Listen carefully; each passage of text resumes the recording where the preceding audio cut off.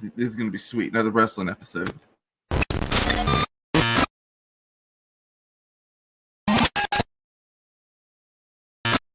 And we're back. Episode 79. Damn, I can't believe it's 79 episodes. We've already got to 79. That's crazy. I am your host, as always, Matt Musselwhite. I am joined by, Bryan Kern, broadcasting live from somewhere in California. What's up? I am reporting live from Joshua Tree, California. I told everyone last week you were dead.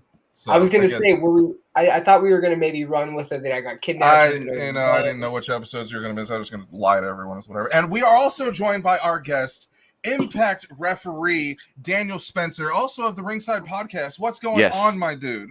Hey, nothing much, man. Just chilling. I'm not in my normal area. If you ever see me on a podcast and a video, you see me usually like in my living room area. I'm kind of like currently no with my wrestling fiance figures behind you. That's no, the first. I usually don't have that either. Either way, I have all that like at my hands because I grab it and like do like this. But yeah, it's a different setup. But it's I'm hanging with the fiance, so I figured I'd just bring my portable stuff here and do the show. So how about not?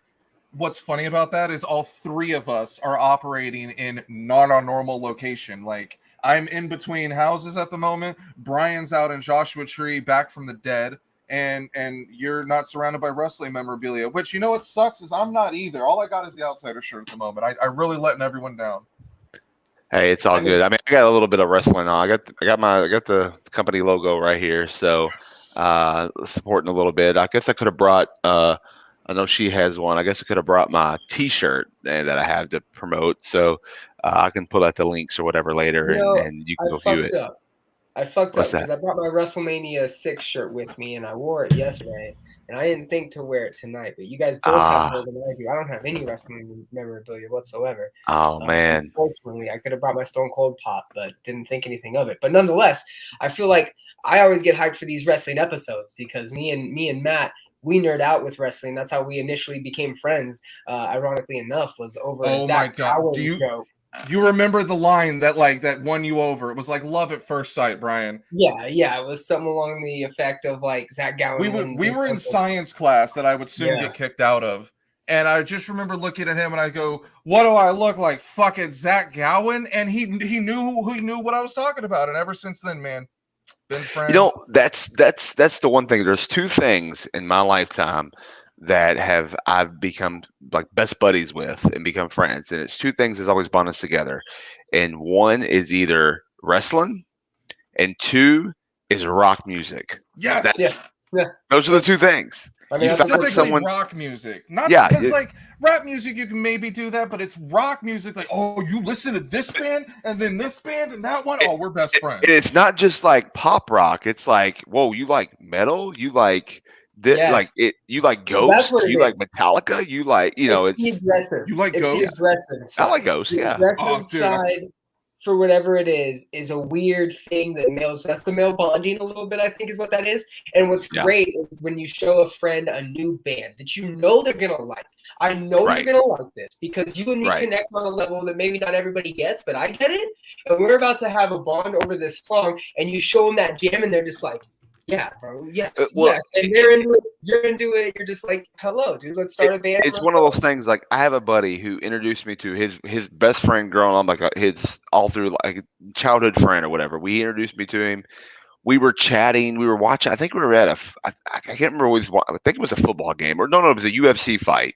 It was a UFC pay-per-view or whatever. Like, and all of a sudden, I just said something, and I made a wrestling reference.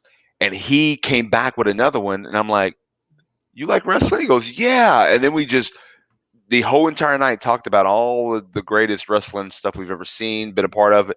And next thing you know, me and him are closer.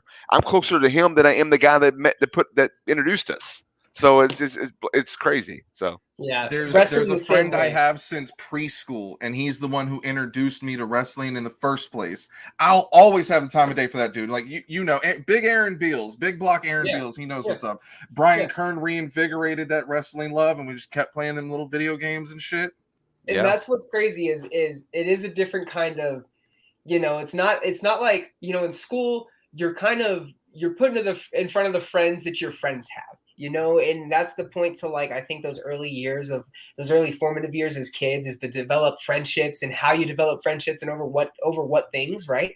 Wrestling is one of those things, man, that when you get in the room with another wrestling nerd, you guys are on par with something. At the very least, you're on par with that. But because you're wrestling fans, your imagination, your creativity, these other things are like heightened, and I think that's where people connect on.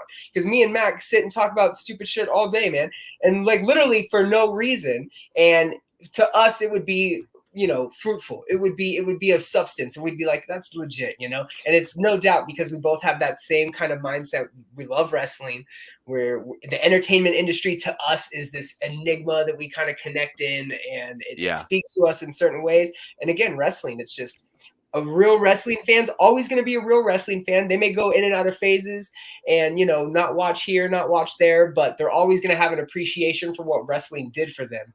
And, that's powerful. You know what killed my wrestling fandom? That ruthless aggression era really burned me out.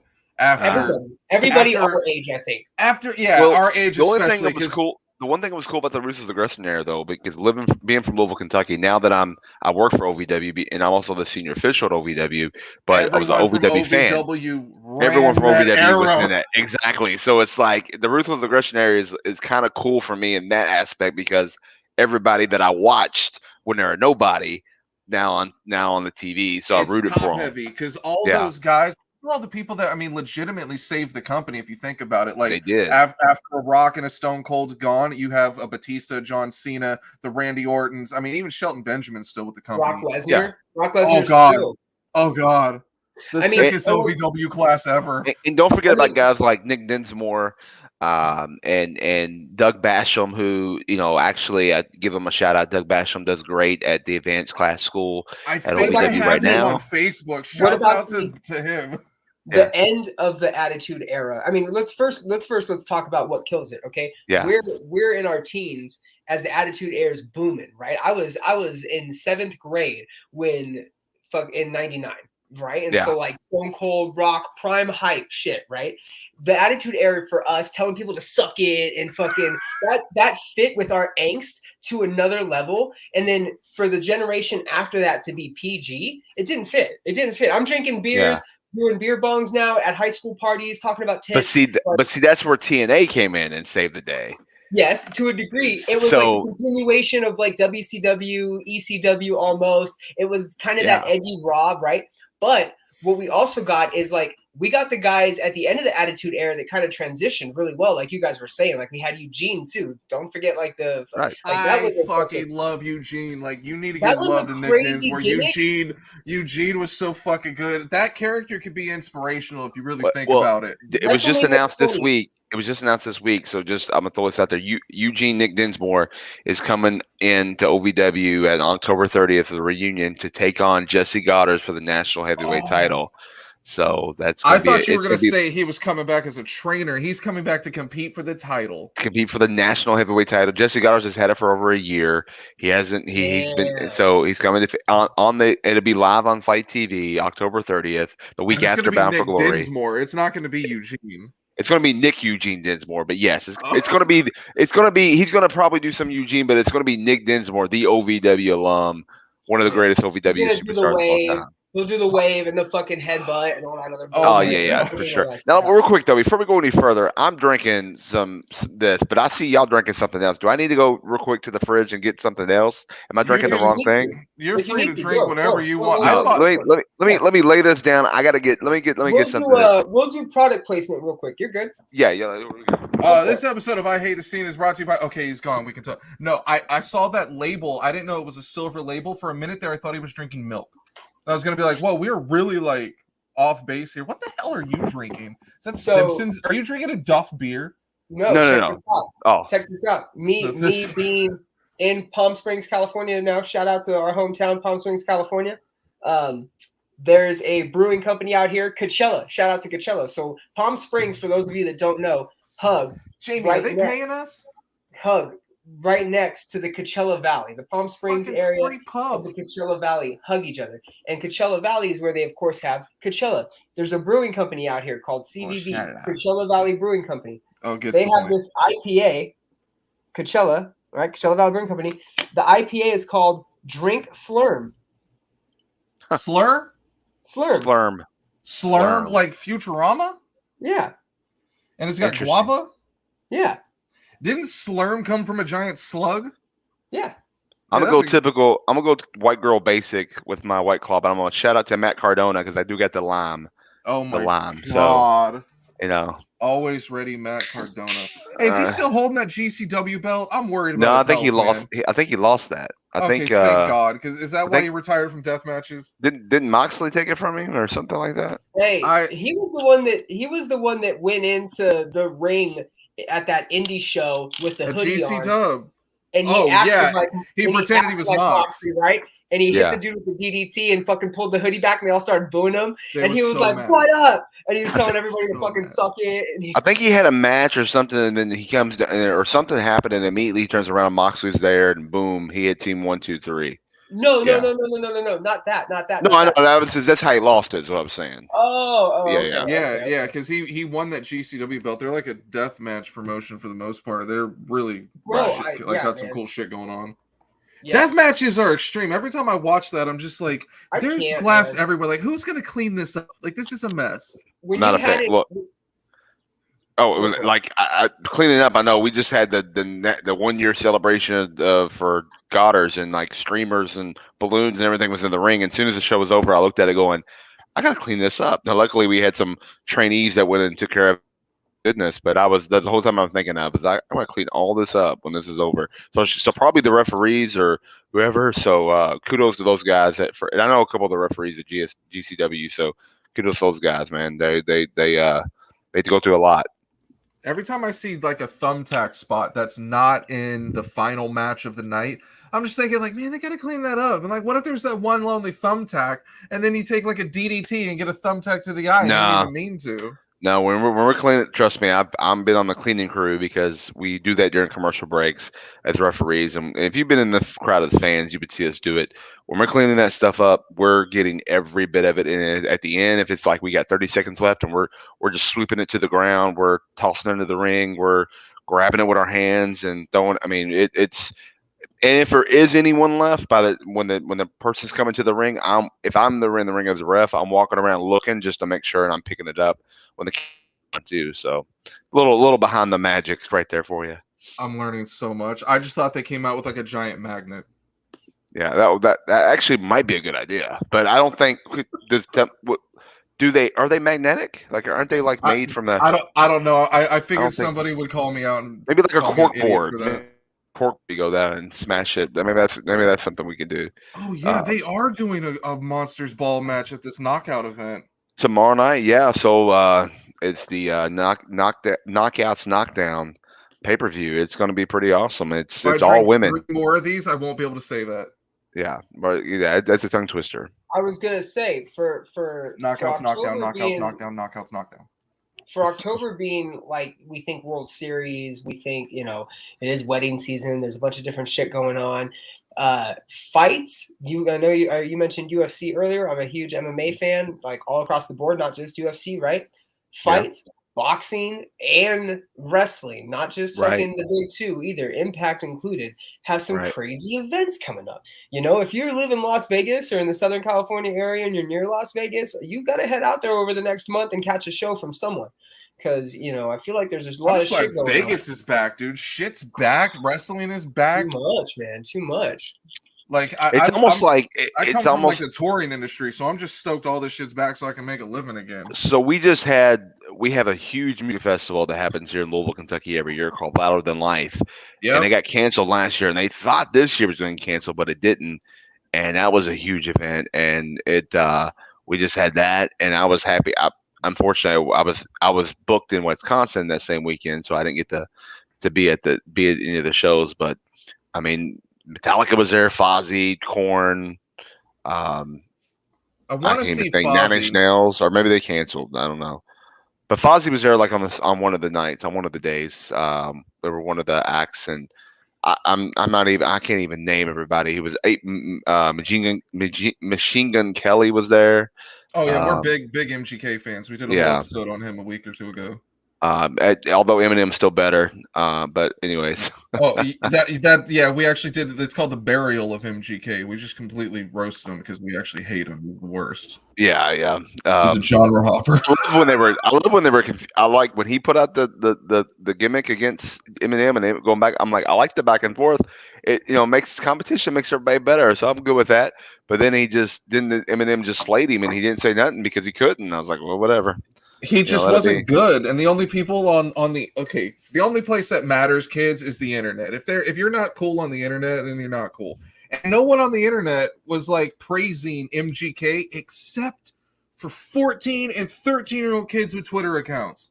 That's why I don't take any of that seriously. Yeah. He was bad. He steadily got worse. Like there's the same people, 13 and 14-year-olds who like his pop punk music, but I'm 34 years old. I can't listen to that shit anymore. It's like I get diabetes listening to it. The only thing I give him kudos for is for some reason Megan Fox likes him. So whatever. And I'm starting to believe Megan Fox is either a clone, a reptilian, or just a fucking hologram. What? Say it, Brian. Come on, Mr. Woke. I was just gonna say I'm not mad at him for knocking the Megan Fox boots. I'm mad. But I was gonna say I was just at ACL. I was just at ACL, and he was one of the acts, and he was like literally the 4:00 spot on a Friday, and there was a lot of MGK fans there for sure. But from my knowledge and from what I saw, lackluster performance through and through. But I understand. I get it. Yeah, it's all good. It is what it is. So what would be would you have a great MJK song? Do you think there's one out there like was best one? That's a great question to ask because I actually addressed that on our burial of MGK. He doesn't have any memorable verses, lines, beats, songs, nothing. And he doesn't. You can ask Brian. Don't listen to these guys on Twitter that hate me. But I literally, I'll give this guy a fair shot. I listened to all his Bad Boy records because I'm like, white boy rapper representing for us. Like, I hope he's cool, and he's not. And then I move on to the next one. There's plenty of other cool white boy rappers like Ritz and Yellow Wolf. Every time I think of a cool MGK line, I remember that it was Yellow Wolf. And then I just remember that MGK is not that cool. And the Yellow Wolf was great. I love Yellow Wolf. So yeah, awesome. Even like the really country Southern stuff he does is awesome. I'm from Kentucky, so I'm gonna like the Southern stuff. So yeah, of course. I'm originally from California. Now, both of us, and now we both reside in Texas. So we love the barbecue. I know. I don't mind country. Yeah, I don't mind it. And this is where I don't have a big gripe with Machine Gun Kelly, so I'll keep mine short. But it does have a lot to do with, like, again, the rock aspect, right? We are so, as fans, critical of bands that maybe go a little bit more mature, a little bit more mainstream, maybe change their style a little bit. And now we're going to let this mediocre rapper come in and say he's going to do punk songs, when in reality, it's like, if you followed MGK, he's been one of these guys that just chases trends and like themes. We know what you're doing. Right. You're just coming in to make a punk album because you got hate him so much. We're gonna keep. But here's the thing, though. I'm gonna be the devil's advocate, though. We say that, and we're like, yeah, you're just doing chasing trends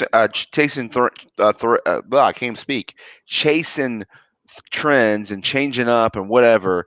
But The Undertaker did it, and we lift him up as being one of the greatest of all time because he was able to change, and Jericho did it, and he's able to change. So, you know what I mean? So we get it on one end. That's like the Chewbacca defense. He just threw fucking Undertaker in our face. You can't argue Undertaker. That comparison. I have a rebuttal for you. Let's go. Oh, shit. Don't argue Undertaker, dude. I'm not about to see a fucking lightning bolt go through your roof. You're gonna hear my real Undertaker confession right now.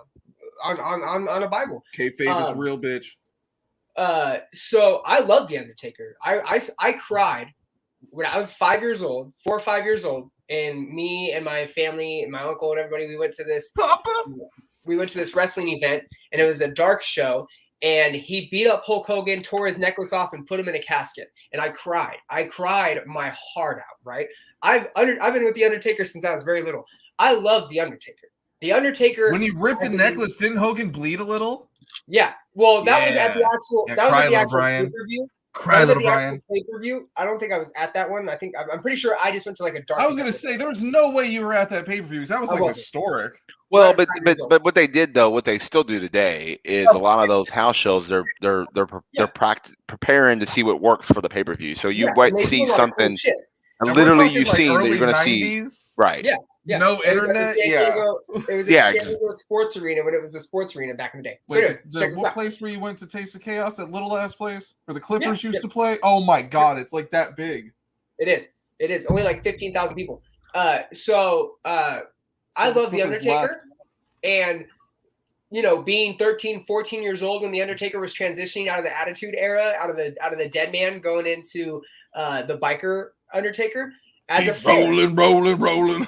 As an honest fan, I watched the Graveyard match with him and AJ Styles. I watched it and expected what I was getting as a fan. Don't knock it. The biker Undertaker was a very weird turn, and in his entire record, in his entire history of being a wrestler, that's a weird period. Machine Gun Kelly, you can equate that to the same thing, but his overall record and his overall career isn't as good as The Undertaker. It's mediocre at best. Well, no. I'm not. When The Undertaker was killing it, he was killing it. Machine Gun Kelly's never killed it. But they're both in this weird period. I'm definitely not comparing him to The Undertaker as being his career wise. What I'm saying is that when The Undertaker changed and worked with the times, it's cool. But when Machine Gun Kelly does it, it was cheesy. Or Metallica did it. Metallica did it in the 90s. It's like how dare they do it? But it's like, but they did it. And but they at least, even if they did it and failed, Kiss did it in the 80s with the paint. They took it off. It's like Michael Jordan. He went and played baseball and ate shit. You still got basketball to fall back on, bro. Don't go to baseball. You can go back to basketball. That's a little different. That's a little different because he was Kelly. He doesn't have any good shit outside of what he's doing bad. There's a lot more to the baseball thing than just I decided I wanted to leave and play baseball. He was involved with. It was a conspiracy. There's so much shit. Did you not see The Last Dance, bro? He owed so much money. He was in debt. His dad got killed from it. Yeah, it was a lot. Comparison. It's the same. It's the same analysis. He was a basketball player. He tried something new and went to baseball. Machine Gun Kelly was a rapper. He's trying something new. He's going to punk. Undertaker. That would be like, but see, that would be to me. He tried something new and went to the biker. To me, it would be more like if Jordan did do what Rodman did and like act all crazy but still play basketball. I don't know about going play baseball. I don't consider that I'm changing up because basketball was still the king at the time. It was actually bigger than NFL at the time. Baseball was like the last. I'm just going by real world examples. If we're looking at people that transitioned from one thing and went to another thing, that's a real transition, and it didn't work. But MJ's still a legend in every other aspect. It worked for Bo Jackson and Deion Sanders, but yeah, it didn't work for Michael Jordan as much. But Michael Jordan not working as a rapper. Shouts to Bo Jackson. Not working as a punk artist. Yeah. Okay, look, with that comparison, the only hard-hitting question I have coming out of that is, where would MGK be undefeated at? If The Undertaker's undefeated at WrestleMania, where's MGK undefeated at? Because, he's undefeated at taking L's? At shitting on more successful artists? He's undefeated at beating Megan Fox's guts, that's for sure. We think. We don't know. We don't know if he's in the guts or not. It's all for show. Oh my God. We don't know. Are you a legend that it's all for show? No. You say in the guts. That means like he's getting way in there. Okay, well, he's attempting. He's at least getting it in. Attempting. Okay, yeah, I was gonna say because we don't know for sure if he can get the guts or not. At least I don't know for sure. I was giving him the benefit of the doubt. I thought he was just working mad game. I was giving him the doubt. God, now we're talking MGK. I was like, yo, MGK, you're not gonna take all the L's. You have this one. Hey, I should have drank the White Claw. That's what happened. I feel like this is a good time to remind everyone that Brian eats box. Do we have any music news? I mean, there was like some releases that interest me, but there's like, do we have another festival fuck up this week? Is there a festival we can make fun of? I say we talk about this. Well, I just did ACL. I can give you my ACL. I posted some stuff to the Twitter. No, I don't really want an ACL coverage. Is there anything else we can?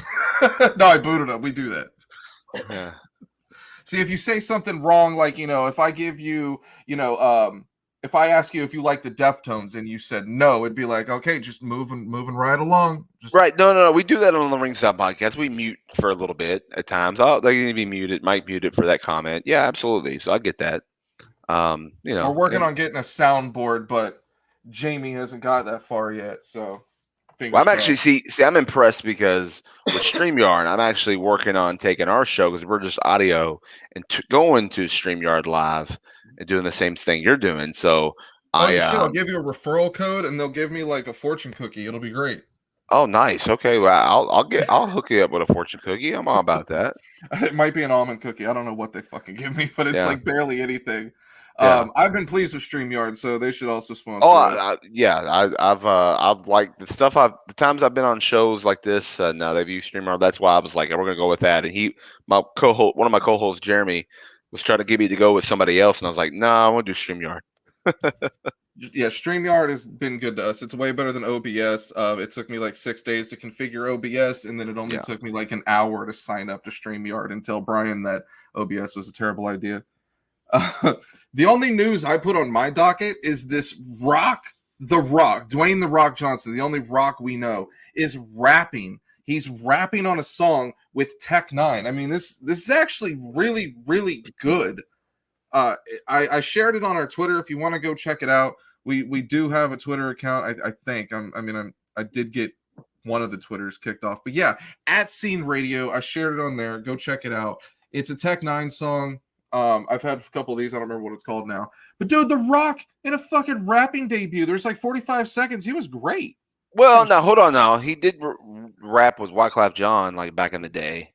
It doesn't matter. It was like a something. You remember that? Are we counting Wyclef judges? Yeah, no. I met Wyclef once. Did you really? Smelled awful. I mean, a great guy, but I don't know why. Him and his tour manager. Ugh. Yeah. Maybe it was a long. Maybe it was a long travel day or something. I hope it was a long tour for them because Yeah. when I worked in radio, we had a lot of people stop by. Only a few of them made the studio smell that way. It's a very, very unique smell Shouts to Wyclef. I wanted to be gone too but I long. mean but no, I heard the song myself and I liked it. I think Rock Dewey DJ, whatever you want to call him, he here's the thing. For years I have said that Michael Jackson is the greatest entertainer of all time. Legit. The greatest entertainer. We're allowed to still say that? Yeah. Well, hold on though. I think if anybody's going to replace him right now in that aspect, it's going to be Dwayne The Rock Johnson. Because think about movies, TV, now music. Anything the guy touches, it's gold. Like, so I mean, I'm a big Rock mark, anyways. So he's one of my man crushes if that's a thing. But like legit, like I listened to it, and I was like, okay, this is great. And he calls it a workout anthem, and I could probably have that on loop and just work out to it for a whole hour and not even worry about another song popping up. So kudos to those guys. If we can, I'm not surprised by this. I listened to it before we went live, and literally, you're right. Anything The Rock touches is absolute gold, man. He's the highest paid actor in the entire world right now. He rocked the wrestling world. We saw Hulk Hogan take wrestling and go to film and make it work. He went to mainstream media. He did the late night talk shows. He did the UFC interviews, the crossover stuff, all that kind of stuff. He made wrestling. He took wrestling and put it on the map above anybody else in that era. Hey, remember, and last year he inducted Ken Shamrock into the Impact Hall of Fame. Yeah. That was so fucking cool of him. He didn't have to do that shit at all. Not at all. Yeah. Oh, man. That's how you know he really gives a shit about this industry, man. Right. The Attitude Era, the era of wrestling where we really saw them dive back into the movies, right? We saw the movie with Kane. We saw Stone Cold, The Rock, Shawn Michaels. Did I see that movie with you? See No Evil? Did. Yeah. Oh, we had the wrestlers going to Playboy and Playgirl. We had The Rock and Stone Cold and other various people, performing in movies. And so SNL as well, TV shows, Walker, Texas Ranger, Stone Cold was on that. Like he was on Nash Bridges, yo. Yeah, Rock was on Star Trek, Next Generation. Yeah, exactly. Oh wow! So I gotta look that up. Why the hell was he The on Rock that? was always the more charismatic one, the one that could cross over better. But look he dominated wrestling, then went in, surprisingly into film and killed it, man. Scorpion King, fucking Walking Tall, all these movies he did. The Fast. No, let's not talk. you- Let's not talk about Doom though. Let's not talk about Doom. That was a fail. Tooth Fairy, Doom. There was a No, couple. I like the Tooth Fairy, There but was a couple that no, come on, the son. Southland Tales. No, stop. Hey, come on. Do you have kids? I'd have kids. So, but I like the Tooth Okay. Fairy, but also Ashley Judd's in it. She's a Kentucky girl, so you gotta support. Ashley Judd in Heat, in the movie The Judd Heat. family walks a very her. weird line. Double The Judd Jeopardy. family walks a very weird line. Double Jeopardy was a good film, but there's a very specific scene in Heat where Al Pacino ad-libs a line about Ashley Judd's derriere and says she's got a great ass, and it's just Al Pacino completely ad-libbing. So it's you just gotta appreciate it. So you know that he was just fucking imagining munching on it. Staring at it the whole fucking time on set like a creep in 95, dude, or 94. Eating his fucking Werther's originals. Probably a bagel with a little bit of light schmear. Ew, with chive cream cheese. I don't know. I'm not putting chive on it. I respect Pacino too much to put the chive on it. That's disgusting. Fair. But nonetheless, The Rock dominates anything he does, and I'm not surprised that he's trying to rap now. I wouldn't say the word trying. I would say he did it. Oh, absolutely. Adam Sandler at all? Adam Sandler's the greatest of all time. Greatest what of all time? I don't know. Entertainer. He could be greatest entertainer. I've never seen. I wouldn't say. I'm going to say they're strictly from your fan base. He's a great entertainer, but not the greatest. He's an actor. He's a musician. He's a writer. He might be. Yeah, he's a great entertainer, but I wouldn't call him the greatest. Like, hey man, to each his own. New Trivium is very good. New Trivium is garbage, Jordan. Jordan. I can't boot a viewer, dude. That's like anti what we're trying to do here. Who was he talking about? He's undefeated. Oh, MGK, and punching people in the crowd and getting off. Getting off with Megan Fox. I think that's what we're all jealous of. But look, I like Adam Sandler. Let's go back to that real quick. I like Adam Sandler. Okay, I'm saying 20 years from now we'll be relevant. Look, so with The Rock. The Rock will. So with The Rock, yeah, I agree with that with The Rock too. I'm not knocking Adam Sandler at all. Adam Sandler's great. I love the guy. I'm just saying that he's not. If you're going to give me a Rock movie or Adam Sandler movie, more than likely I'm going to choose the Rock movie over Adam Sandler movie. I'm still going to see the Adam Sandler movie. I'm just going to choose the Rock over it. I'm with you on that. But that's it. One favorite Adam Sandler movie of all time. What is it? Probably Happy Gilmore. Uncut Gems, 100%. I love that movie. Uncut Gems is fucking hard, but dude, to put like a drama he did over Happy Gilmore, Billy Madison. See, those are classics, but I love Happy Gilmore more than Billy Madison. But I love Billy Madison. So you can't. Happy Gilmore like that, do they really deserve to be the funniest movie I ever had as a child? I wasn't even allowed to watch that shit when it came out. It was great. Big Daddy's one of my favorite movies. Big Daddy's still great. Yeah, Big Daddy's good. Big Daddy's. I want my own ass. I want my own ass. Maybe Bulletproof, but that's where it ends. Nothing else. Bulletproof was good. No, dude, come on. Fucking both grown-ups were pretty decent. Yeah, I just watched Grown Ups the other day. It was I like Grown Ups. They're all good, bro. They're all good. No, it makes me feel like I'm digging through the Walmart bargain bin. I don't like Grown Ups.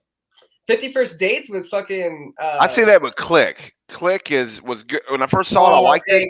When you watch it, Click drives me nuts. That would never happen. When you watch it a second time, you're like, it's not like one of those movies you can keep watching. Oh, not at all. No, it's too emotional. Yeah. Big Daddy is a great Little one. Nicky. Not Gridiron Gang, but Longest Yard. Gridiron Gang was solid though. Gridiron Gang was Gridiron Gang was with The Rock, wasn't it? Yeah. Yeah, I think so. He's thinking of Longest Yard. Okay, yeah. Longest Yard was the remake was Adam Sandler. With but Stone Cold Steve Austin and Kevin Nash, ironically. Yeah, and Goldberg. That's right. Do I bring up Goldberg? You know what? I won't bring up the Goldberg and Bret Hart thing we had. Fuck it. I saw that screen go across the board. I popped inside. Inside, yeah, RIP for that career. It's really random when we have those when it's a musical guest because they're just like, who the fuck are these people? What are they talking about? Or when the Scott Steiner math promo runs across, they Oh, have great. no idea what any of that Oh, means. yeah. If you run that across today, that would be lovely. I would appreciate that. I was okay. So look, I let everyone down because I was trying my best to memorize that promo so I could be Scott Steiner for Halloween, but I've just been too busy with other shit. So So maybe next year. I got to throw this out. So we used to have a co-host on ringside named JK, and in the very beginning, if you go back, if you those that haven't heard the ringside podcast and want to go back and listen, we have tons of shows in the archives, great guests, whatnot, from Al Snow, Jerry Lawler, Brian Christopher before he passed away. I mean, I could Jeff Jarrett. And just sky's the limit on these people. So, anyways, we at the beginning, like the very first like episodes, we used to really break down. We used to talk about the current product and like dissect it. Well, one of JK's gimmicks was we would introduce ourselves. I'm Daniel Spencer. I'm Jeremy Wallman, and then he would go and he would like do whatever. He would come up with some kind of name.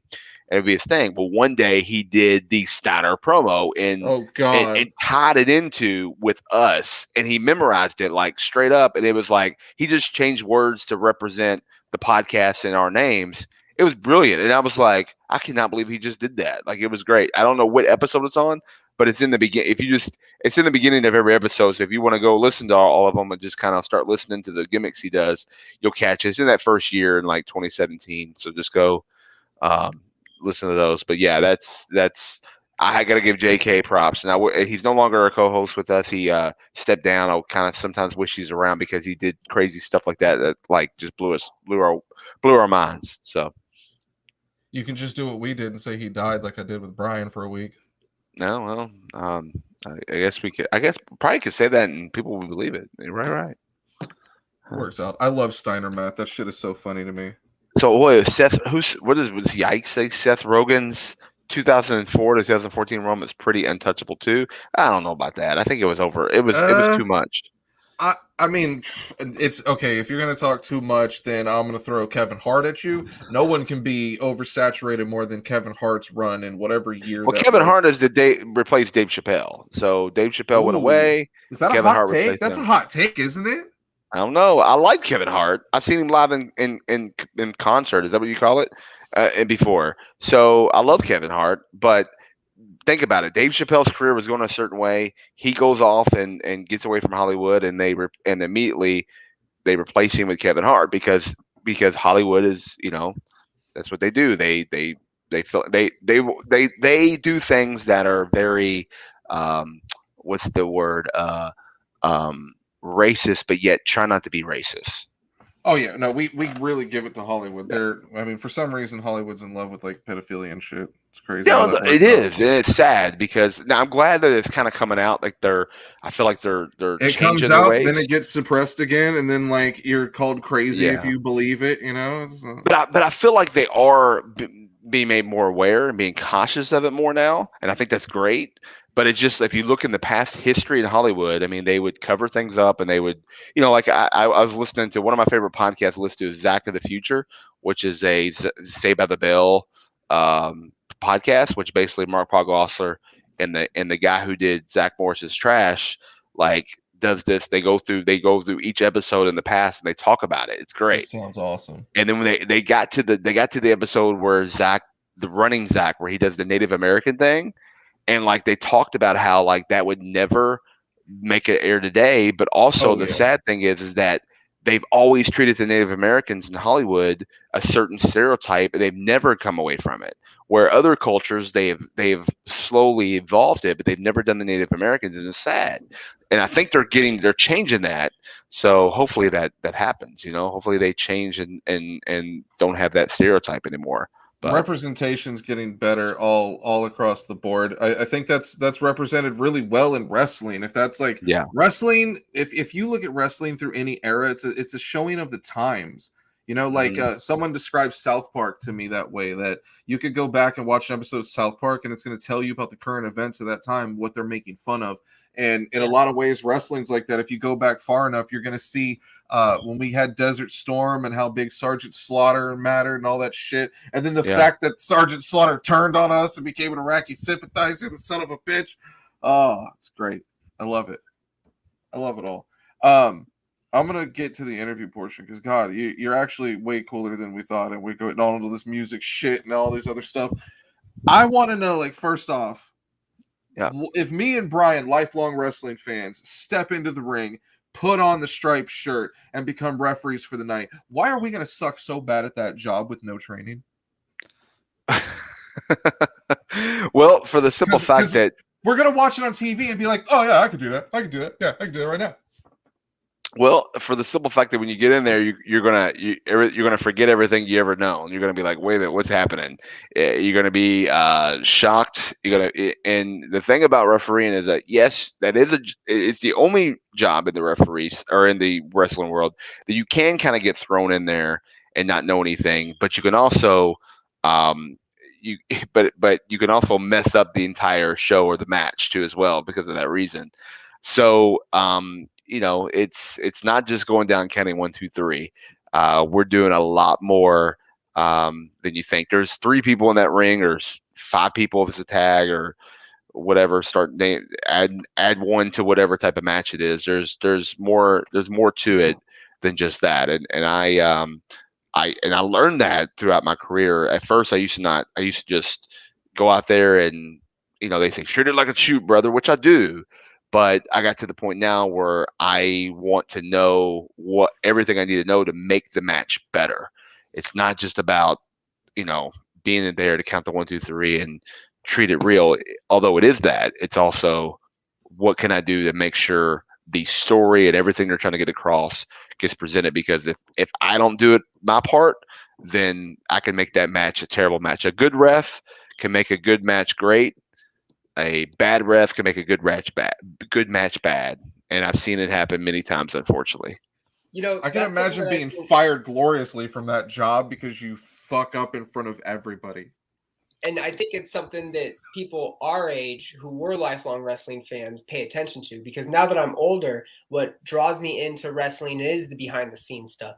The dark side of the rings, the knowing what's going on behind the scenes as far as like wrestling trades and the drama and like, knowing, being able to tell the kayfabe from the other side is nice as an adult, and stuff that you're not really privy to as you're coming up and growing up in the wrestling scene, right?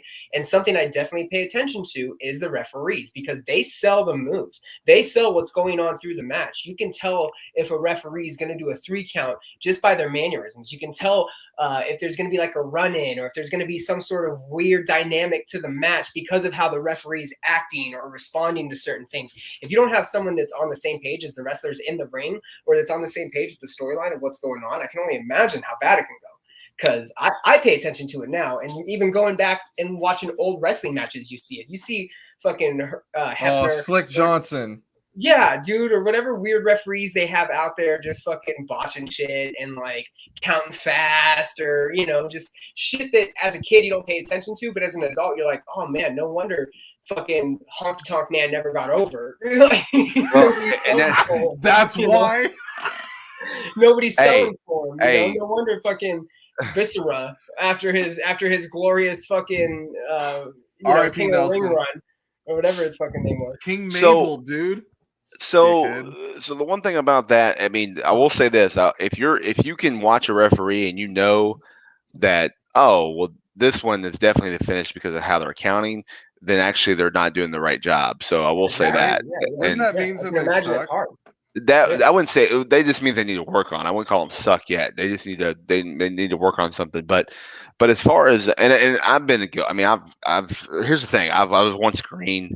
And I'm still learning. I learn every time I step in that ring. So there's things that literally just from last night's Impact show, I watched it back and was like, man, and I just was upset over some things I saw, and reached out to our senior official, Brian Hebner, who's one of the greatest of all time and great. He was like, yeah, he gave me some tips, and next time you won't see me do that anymore. So, and I'm going to tell you what it is. It's just you probably never even noticed it. It's just something we as referees are like, we don't want that to come across. And again, it wasn't bad, obviously, because I'm on TV, but it's growing, it's learning, growing, and getting better. It's LeBron James, and I'm not comparing myself to him whatsoever, but LeBron James practices every day. He's still the greatest basketball player of all time, right? Right, we're not right now, out of all time, right now, and get better and right. progress. He's still Steph practicing. Curry, whatever. Steph Curry, whoever's out there, Kevin Durant, you name them, they're still practicing every day, even though they're the best at what they do. They're still out there training and hard and practicing and getting better and better. Jordan did the same thing, and he also gambled and talked crap, but Gordon is the greatest of all time. So, anyways, it's not a gambling problem if you're winning. That's true. That's true. No, but I love MJ. Actually, my favorite player of all time is Alonzo Mourning.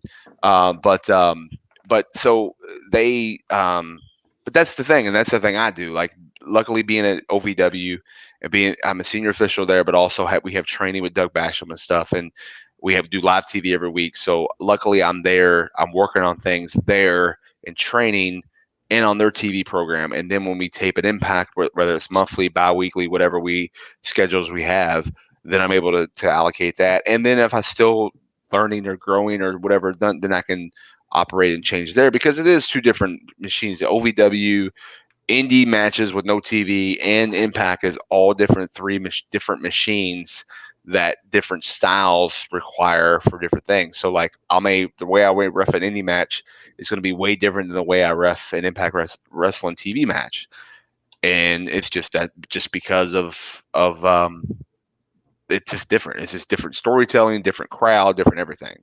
So you've got to kind of do that too as well. The problem what I see a lot of times is you might see an indie style ref sometimes jump on and do something on TV that doesn't work for TV, but it works for indie. And wrestlers do the same thing. They do something that's indie style that doesn't work for TV, that won't get over, or whatever, where, then people do the opposite things they do on TV. They'll try to do on an indie show, and they're like, what? And it doesn't work because it's not TV. So it's kind of a weird dynamic you got to go back and forth with on that. I don't know if you've been to many indie shows or not. I don't know if you guys in that area, but I'm sure you can, you would see that if you were if you watched indie and then you go watch TV, you go, oh, I see the difference. I'm in San Antonio. It's a big enough wrestling town that we get. We've had Royal Rumble and all that crap, but Ring of Honor had some really good shows out here. They make it a regular stop, and I've got to see like Impact. Both of those weren't televised, so yeah, we get a lot of decent amount of that. With the OVW connection, do you know our friend Blanco Loco? I do know Blanco Loco. Yeah, I've ref many of his matches. Sweet. Can you hook our boy up with a fast count? Maybe maybe in a tag match or something. That's the one thing. I'm all my cadence is the same. I actually there was a great match Thursday night. Well, last night at OVW with Star Rider versus Gustavo for the Rush title, which is Rush, and Blanco's in that Rush division where it's like fast pace. I think he had a shot at that title a couple weeks ago. He did. And so when I count, my counts are very one. I'll pull back two, not that slow, a little bit, but I mean they're the same all the way. And man, the crowd was mad because they wanted me. They were like, you're counting too slow. I'm like, I'm counting the same every single time. Like, so what are you talking about? No, give us a Nick Patrick, a quick 1, 2, 3. I don't think I can do that.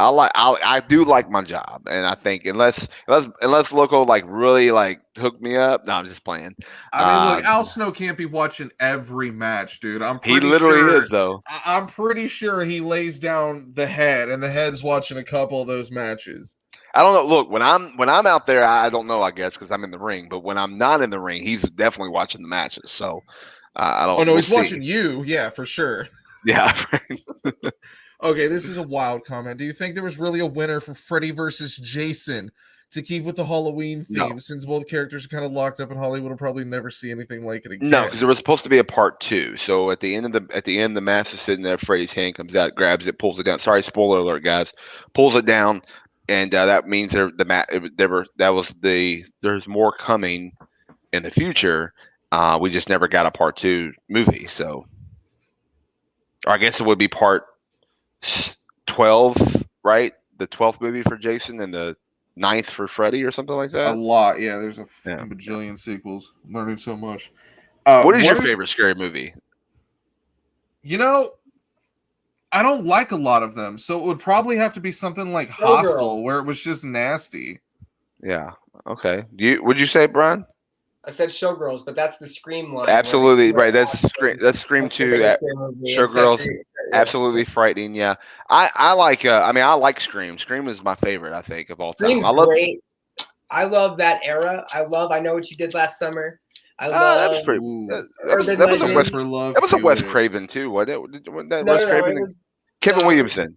Yeah. Kevin Williamson did. Dawson's Creek guy did that. That's right. Okay. I was big into I really liked Urban Legends. Yeah, when I think of horror, I think the first Hostel fucked me up. First Hostel fucked me Both up. of them, dude. A spoiler alert: dude gets his balls cut off and a dog eats it. That's like the best ending to a movie ever. Hey, speaking of, we talk about Beverly Hills, or we talk about Dawson's Creek and like Beverly Hills 90210. Do you know the zip code for Beverly Hills is 90210? Did you know the zip code for Dawson's Creek is 90218? Oh, they missed a 90218. big opportunity. 90218.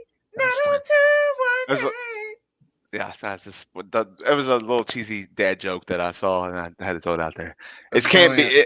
And I told my daughter said something to me about that, and she started laughing. I said, "Well, technically, it can't be 90218 because there was in North Carolina, and 902 is California, so it wouldn't work out that way." But if you know anything about zip code, North Carolina was like twos or some shit. Yeah. Honorable mention: Scary Movie 1 through 3 as incredible parodies. I didn't like those movies, man. Those parody movies I always thought were really stupid. Well, I think that's the whole point, though. But I did like the first one; it was fun. But after the second and third, it was like really. But I still went and watched them with my friends, and it was still a fun. It was like a fun. It was like one of those things where it's like, "Hey, scary movie's out. Let's go all watch a movie and then go party at the end." It was like one of those kind of nights. So, you know. So since I don't keep you too long, get you in trouble, let's rapid fire some of these questions because sure, I've never got to speak to a ref except that one time I harassed Earl Hebner. Sorry if you talk to Brian, tell him sorry. Common misconception about your job. That we're blind and we can't see. I don't know why they're yelling at us all the time. Turn around, refs! You're not seeing. What are you doing? You didn't see that? I don't get it. So. That's exactly what I told Earl. I don't get it. I mean, I see everything in front of me. If something happens, behind my back, I don't see it. I'm sorry. That's where I would, if I was a referee, I'd be the asshole. I'd be like, really? You don't think I don't know that what's going on? You don't think I don't know that someone's in the ring behind me while I'm distracted by the chair? Really? And I'd lean on the rope. I'd lean on the rope and I'd just I'd pay attention to them and not watch the match. I'd pay attention to them and just.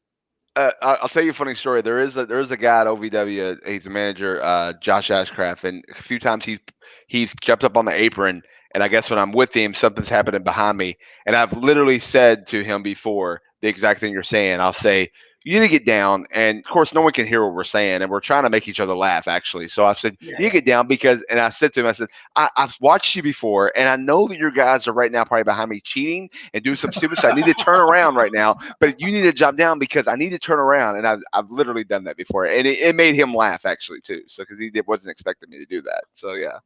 The refs are way smarter than we ever gave them credit for. What's your favorite gimmick match to referee? Aside from your normal one-on-one or normal tag team match, what's your favorite gimmick match to referee? I will say this. I am not a fan of gimmick matches, but... What? Old school. I'm not.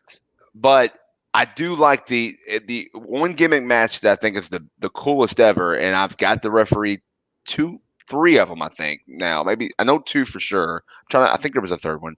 Is a cage match. I love a cage match. They're cool. It's pretty dope. You're solid. You're around that, and it's just great. Now, there was a match though, a gimmick match, something very different that I got to do a couple months ago at OVW. It was called Chain Carnage, and basically the ropes were chains. That was cool. Yes. So, and basically it was still. That's gonna hurt like a bitch. I'm sure it did when those guys hit the chains. They look like it did. So, but that was pretty cool. So, there's that was as far. But anything else, I'm not I've been in so many hardcore matches, and I've actually counted 1, 2, 3 on tacks, before. So it it kind of hurts. Have you ever taken a ref bump or a chair shot? I'll take a mini ref bumps. I mean, I get hit all the time. I mean, unfortunately, they like to take it out on me. But I feel like you chair have a shot, good little bounce out the ring and I a roll haven't. out of sight. I've got the chair to the stomach. I don't think I've ever. I can't remember if I've ever took it to the back. I've took some things to the head. I've took a bat to the head, bat to the stomach. Man, I'm trying to think of a chain. I've been hit with a chain.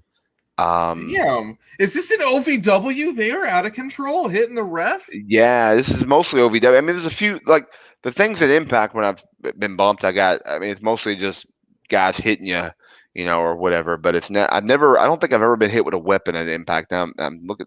I've been there a year and a half. I'm trying to think if I've been hit with a weapon. I don't think I have. I think it's I can always imagine a been. guy like W. Morrissey giving you a boot and taking your head off. I feel like Oh yeah, he would. If a referee gets hit with a weapon, I feel like that's meant to take the referee out of the match. I mean, Kenny Omega got mad because when an official's coming out and doing the 3 count, if a referee gets hit with something, that takes him out completely. I mean, at Slammiversary, Hebner takes a bump or gets pile drive because Sammy's blind and thought he was grabbing Kenny. Oh, that's right. I mean, Kenny does his move. Boom, has him down. I come into slide because we need a ref to count.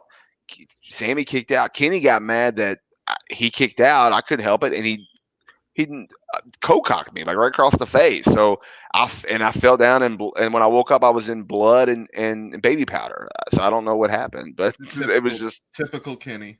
Yeah. So, but I could have easily been hit in the head with a weapon or whatever because the weapon's all over the ring. So I was lucky that he decided to hit me with his fist. Well, So I'd be glad Abyss isn't around anymore. So there's a lot less tax in the area. We got Rosemary though, so that happens. So sometimes tax are still there. She does enjoy that. What is the most difficult part of being a referee? Probably when it comes to TV, is you could be responsible for someone. You could possibly be responsible for someone not going on time or going over their time. Now, granted, the talent's responsible for that too, but you as well as the ref, because you're communicating that to the talent, you could be responsible if you don't do it right you don't give them the right communication. And that would probably be the hardest part. I mean, for the most part, I mean, it's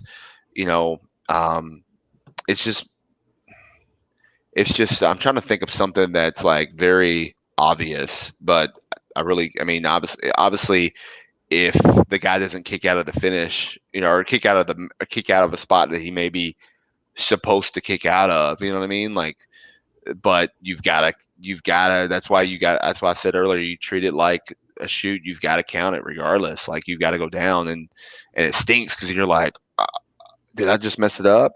But it's not on you at that point. It's on them.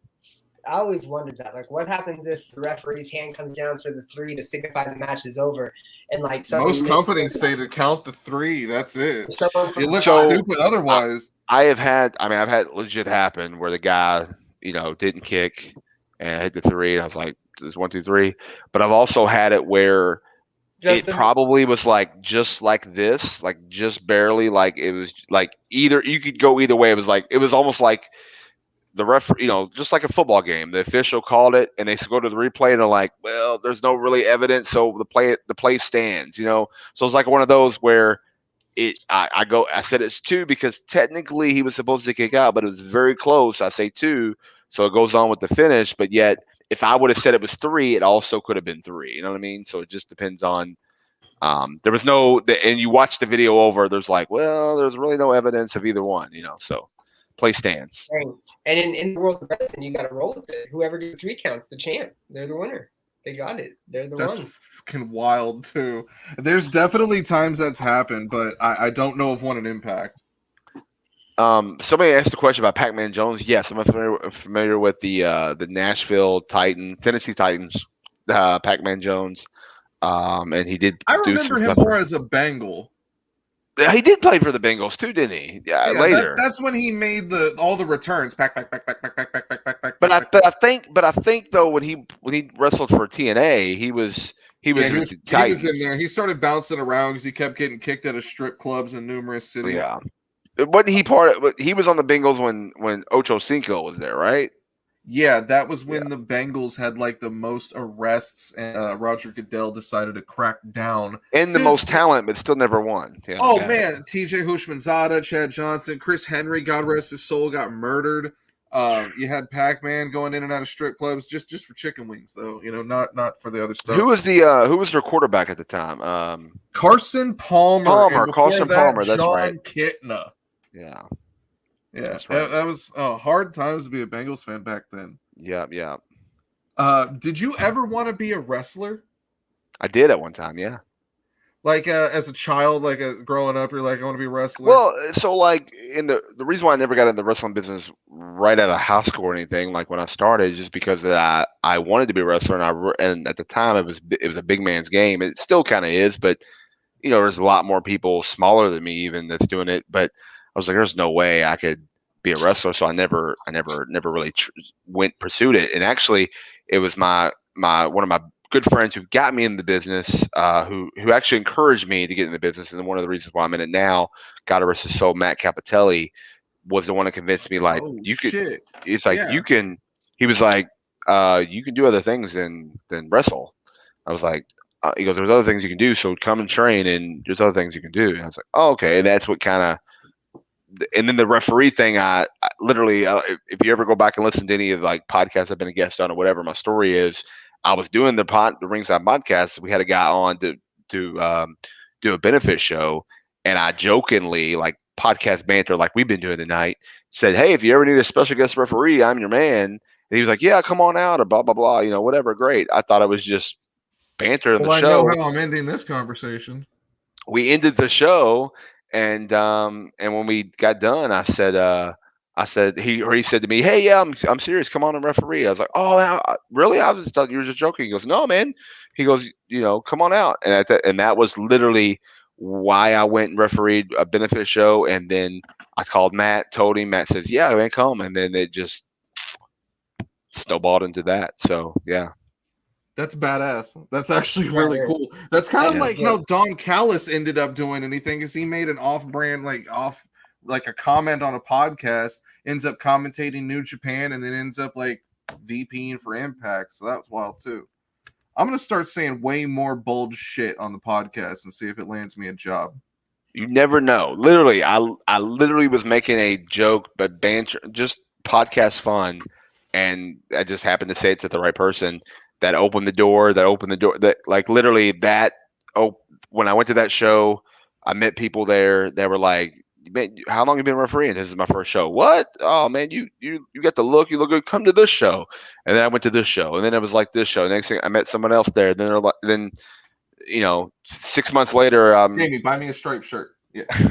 a year and 6 months later, it was a year and 6 months later, I'm working for OVW, and then 3 months later, I meet, you know, I work a combined show with Impact, and meet Bravo and work Connection, and then months later, he tries to get me on TV, but I didn't have my passport because they were out in Canada. So then another opportunity came 6 months Cold later as in a bitch up there, isn't it? Canada. Yeah. I've never really been because at the time I didn't have my passport. Now I do. Oh But man, yeah. so, and then it just luckily it worked out where another opportunity came open for Impact, and I was able to make it. And then it's now we're a year and a half in. I've been in Impact almost 2 years come February. So, you know, it's a pretty cool that just being in the right place at the right time. Like Aubrey Edwards, same thing happened to her. Man, she just was at the right place at the right time, and look, she's one of the top referees at AEW, and I love Aubrey. She's great. I talk to her a lot. She's a great gal.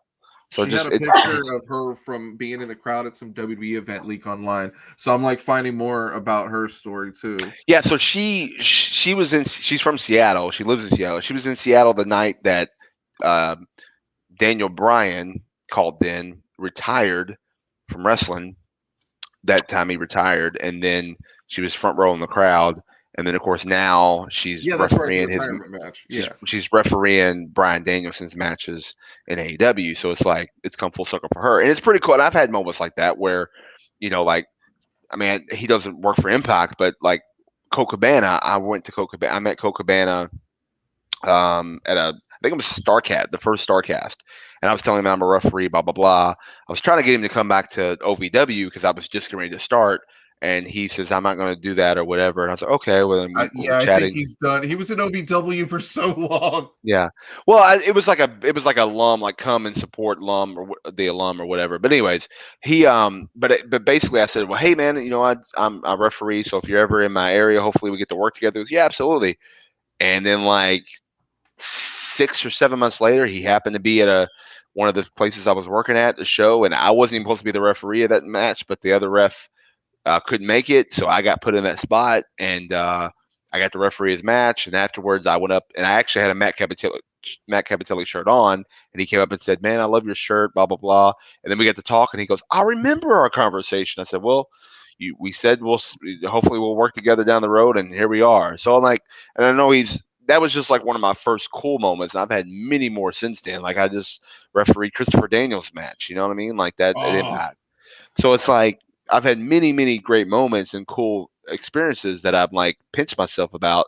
But that was my first one that I was like, man, I said this to this guy, and 6 months later, here I am with him doing this. Like, okay, and then that's when everything just started to happen. Like when I noticed that I put a go, this is what I want to do, and then it happened.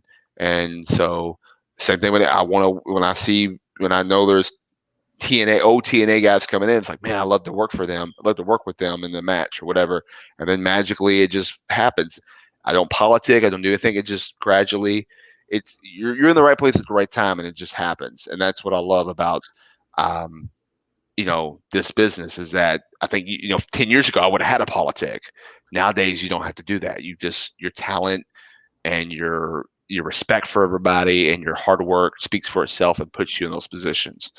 That's my encouragement for anybody in the business, wrestling or refereeing. Don't politic. Just work hard, bust your ass, and opportunities will open up. Your talent and gift will make room for you as long as you're hardworking and you show it. So that's inspirational. That's dope. I mean, shit. I want to get in the wrestling industry now. I feel like I have a shot. Do you have like a favorite referee? Because I just love the name Slick Johnson, so I'm gonna say he's probably my favorite referee. I do. And actually, I'm gonna show you. I'm gonna pull up my Yes. Facebook memories because if I can pull it up right here and let you see it, because my favorite referee, I got to have a personal conversation, awesome conversation with him. Literally, oh no, it just switched over today, so it's not going to show up now. So now I'm going to look like an idiot. Daryl? Is it Dave? Is it Tim White? Is it Kyoto? It's little Nate, Charles Robinson. It's yeah, they were. I love So literally October 8th, 2018. I was at a WB live event. I had VIP or whatever, and I got to like hang out before the show, and I got to sit and have like a 15-20 minute conversation with Charles Robinson about refereeing, and he gave me some of the best advice. It's all like internal business advice, so I can't really say much, but it was like, wow. And literally I took that advice and ran, and that is when shortly after, because of the things he told me, that's when everything started happening. OVW, then Impact, and then it just like snowballed. And so I owe a lot to him, because if he didn't spend the time and do that, I would have probably learned it over time, but I would have learned it maybe now in 2021. I would have learned it or known about it in 2018, known to do these certain things. And yeah, he's my favorite. And then of course I got to get Brian Hebner up there, because Brian has been a good mentor to me for the last 10 months. Since he's been back with Impact. So Brian, to me, I would pick Brian over his dad Earl, and not many do that, but I love Brian. And then my favorite before Charles Robinson, though, people crack, is Timmy White. Tim White was Tim always. White's awesome. He can tell you all about Andre the Giant. He still owes me a referee shirt. And the reason why is that back in the day when they would travel, they would come to Louisville, they would go to Freedom Hall, and I would be on Mark in the back where all of them would drive in, and I would try to meet them and get autographs and pictures. And I met a lot of people, but the referee's bus was right there. So Tim White would come out, and I would bug him over and over. Hey, I want a referee shirt. Talk to him, get a picture with him and everything. But I constantly would mess with him. And finally, it was right before he got the shoulder injury. It was the last show in Louisville before that, and he comes in and he walks, and as soon as I walk up, he goes, "I was gonna bring you a referee shirt, and I forgot it." And I go, Oh, and he knew me right away, and I was like, "Well," he goes, "I'll promise you I'll bring it next time." Well, then he got injured. he probably had that line planned for a while. Maybe, possibly. I don't know. But Dang, the thing about it is though is that the funny what I would love to do is I still have never got to see him since then. I love to see him bring it up or whatever, and then say, by the way, I have my own referee shirt. You don't have to get me one. And just That'd be so a little yeah, sentimental moment. that'd be my thing. I want to say to him as a like not being a jerk, just as a like, don't worry about it. I got one. I went to this career and kind of thanking for being friendly and everything to this little kid, those years and all that. So yeah, so Someone it goes. holler at Tim White and let him know. And somebody holler at Tim White. Yeah, Tim White's out there. He actually still, I think, does stuff for WWE. He's on the East Coast, isn't he? Like Northeast? I think so. Yeah. Well, I think he's in. I'm sure he's in Connecticut. I think A he's lot one of of the those guys. dudes ended up there. Well, I think he's one of the guys that, like, for example, if Seth Rollins shows up at a Comic Con, he's like the guy that's with him. You know what I mean? Like, Like a because he used to do it with, handler. yeah, he used to do it with Andre. So I think he's very similar. He still does that with a lot of the big talent, or whatever. So, yeah. He's So I just mean, guarding Seth Rollins' knee that he always sells in every match. well, I mean, I'm sure he does it with like Charlotte and everybody else. I'm just giving you an example. I know like there's I'm just guys taking like my quick jab at Seth while he's a heel. Tyler Black's good. I like Tyler Black. Oh, okay. All right, we're going back further. All right, you're way Yeah. cooler than me. He's in he was in TNA as Tyler Black, so I'm a company man. So I'm I mean, I know the gotta- Ring of Honor version, dude. If I go back, how many matches was he in TNA as Tyler Black? I don't know how many matches. There's quite a few though. That's crazy. I CM swear Punk to was God, in there too. yeah, everyone has gone through. You go back, you can look at like the AEW roster now, and it's like they all made a splash at TNA at one point. Well, Like Scorpio Sky, I totally forgot was there. well, if you look at there's like a video that I know we share like every year on Facebook or whatever, but it's like you didn't know they were in TNA, and it like goes through like 30 wrestlers and like everybody and like Moxley and just people that Disco Inferno's always on that list. That's just because people forget him.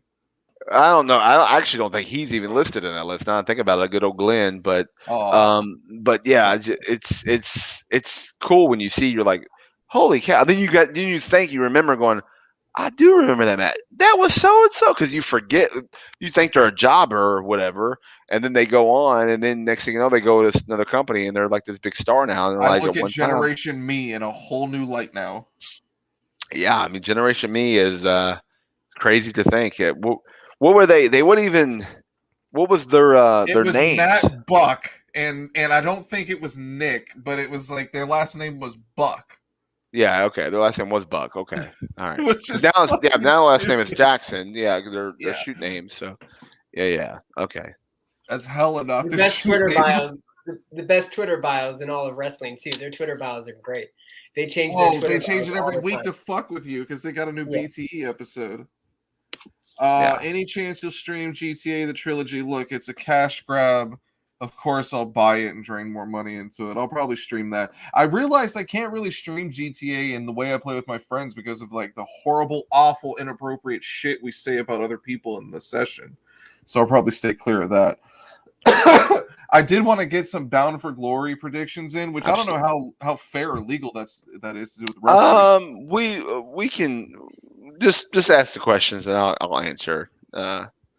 All right, so there's we're undecided on two of these opening matches. The X Division 3-way match is going to be Trey Miguel versus Steve Macklin versus either Willie Mack, El Phantasmo, or Rohit Raju. My money is all on El Phantasmo to qualify, get in this match, and win the damn thing. Too sweet.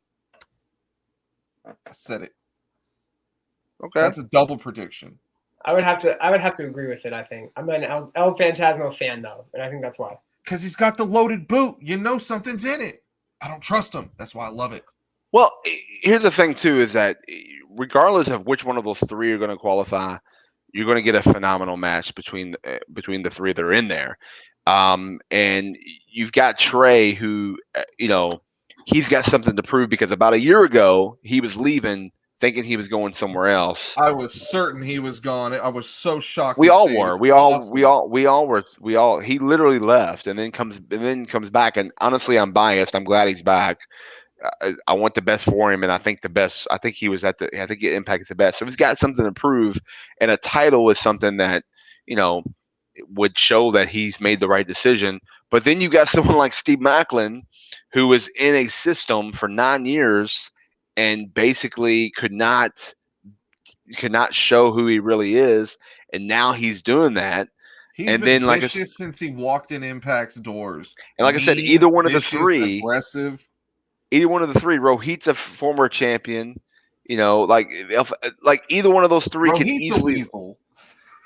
Either one of those three could easily win and easily pull off the victory. And the same with it's just going to be a phenomenal match. It's going to be an X Division match you're going to want to see, and it's going to give you everything you're expecting to see from the flips to the jumps to the false finishes. It'll be the fastest match of the night for sure. Like fastest pace. I don't know how long it's going to last with 3 people in there, but it's going to be the fastest pace match of the night. So I think regardless, you're going to be entertained. So for sure. I hope El Phantasmo qualifies and wins that because I want to see more LED sunglasses. Too sweet. We have Brian, you win El Phantasmo as well, right? I did, yeah. All right, that's your big. All right, cool. There's a call your shot gauntlet match. We don't know one of the participants. We don't know 15 of the participants. 15? We only know 5. There's 15? Holy There's crap. 20. There's 20. It's a rumble. Crap. So you start. So the call your shot gauntlet. There was only a few pictures of people on that. Oh my god. Well, yeah, because it's not all been announced. So it comes out. They all come out to the ring like a rumble, at a time, every minute or whatever. And then when it gets down to the final 2, it turns into a match. Okay, I'm gonna scratch out my previous prediction. I would go ahead and put some serious money. You know what? I'll bet all my crypto, all my Shiba Inu, that you're gonna see a monumental surprise debut in that match from somebody. I don't know who, but fucking somebody's probably gonna pop up. That's a possibility, and also pretty soon there's going to be a Rumble or Battle Royal on Impact TV because I know it was coming. Where every participant is going to be in the match is going to have a chance to be the last participant and into that. So once you see that, you'll see all the participants in the match. You kind of know an idea of who everybody is. I don't want to say there's 20 of them. There might be just 15 of them, but you're going to kind of see who everybody is in the next week or so before Bound for Glory. Ooh, this will be interesting. The fact that Moose and W. Morrissey teamed up and they're down to just duke it out at the end, if they're the last 2 standing in this match, that is some monumental meat and muscle. Those 2 guys teaming up scare me. Like, this is by far the most complete I've ever seen W. Morrissey in his wrestling career. They broke Sami Callihan's ankle, so I mean, clearly they can do damage. Oh, fucked up, because I know Sami was going to have a run. Sami was going to do some damage. I believe so too. Breaking Seahawks are bracing for Russell Wilson. He's not leaving. Stop all this Russell Wilson crap. He ain't leaving. You're stuck with him. Deal with it, Seattle. I also like the fact that Brian Myers is in this match because he's got this new faction of all of these new train. What's it called? I don't even know. The faction. It had a sick ass name and I already forgot it. Brian, Jamie, get on that. Look it up. He's got this new faction. I know Zicky Dice is in it. I'm a big fan of the Outlandish Zicky Dice. But the fact that he's got all of these dudes that could back him up, he could very easily cheat, pull some bullshit, and get away with a lot in this gauntlet match.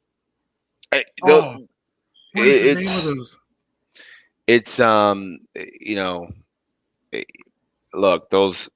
I don't know what Brian's doing. I almost feel bad for the guys that are under him because I feel like he might be leading them the wrong path, but at the same time, maybe he's not. Maybe Brian knows exactly what he's doing because Brian's very smart. I mean, he trained MJF, so he obviously knows what he's doing. Is he the one responsible for MJ? Oh my, MJF's little son of a bitch. That's for sure. Yeah, he's so it's one of those things, man. It's interesting, and believe it or not, the name I can't think of the name either, and probably because when I hear it, I'm like, oh Lord, I gotta keep my eyes on those guys. What do you even Google for this? Brian Myers Stable. I like the name. It had a cool name. Now I I'm can't looking it up remember. right now and I can't find anything on it. Hold on. There's WrestlingData.com knows all the stables. Huh. Oh man, it was something cool. Whatever. Someone has to hit me with that. Into some of the bigger matches of the night. This might be the one I'm excited for the most. Deonna Purrazzo and Mickey James for the Yes. Knockouts Championship. Holy shit. The bitterness, the anger between these two women is like out of control. So this is gonna be wild. Why thank you, Dave. I really can't pick a winner. I want to say it's Deonna because she's the virtuoso, she's technical, but Mickey James is a legend. And she didn't just come back here to just be seen. She came back here for a purpose. She wants that belt. Yeah, I'll tell you what. When it comes to Deonna, I've done many Deonna Purrazzo's matches, and Deonna does not play. She is truly a champion. She's an kicker. Sorry, she's an ass kicker, and I've like seen her kiss ass before too, though. no, not maybe I don't know, but she does it, but she does it you're right, but she does it in the Brian Myers type of way, where it's like she gets her way, she gets what she wants, kind of deal. Which there's nothing wrong with that. Whatever, it works. The But type of stuff that drove Kimberly away. she's an ass kicker though, for sure, and she can break those arms and like no other. And so it's this is, I believe, because I've been in the ring with her with Thunder Rosa. I've been in the ring with her with Jordan Grace, with Sue Jordan Young and Grace, Pride of Susan. Austin, Texas. Shout to her. Um, it's many different opponents. I've seen her Tennille, you know, I Taya Valkyrie. You know what I'm saying? She was in the ring with her, and she sent her off to jail in Orlando. So Yeah, we're never gonna see Taya again. Like life no, I mean sentence or something. Taya She like tried got to scared. kill Johnny. Taya got so scared that she changed her name. Like that's how crazy that Deonna Oh did to her. no! Oh no! Yeah, she changed it to So a guy's name, dude. It's crazy. so Trying to hide. basically, but then again, you got Mickey James, one of the greatest of all time. You're right, a living legend. Like you know, what is it, 9-time knockouts champion? You know what I mean? That's So that is like a lot. that's Hardcore a lot. country. And Mickey is, I mean, She's never she's lost a awesome. step. Is it? I have the name No, of the stable. what's What is that? it? Learning Tree. The Yes. Learning Tree. That's it. Yeah, the Learning Tree. Yes. Yeah, Do you that's like it. that name? I like that name. Yeah, it's a good name. Yeah, it's a good name. I like that name. I couldn't believe that now you say it, I'm like I'm so mad at myself for not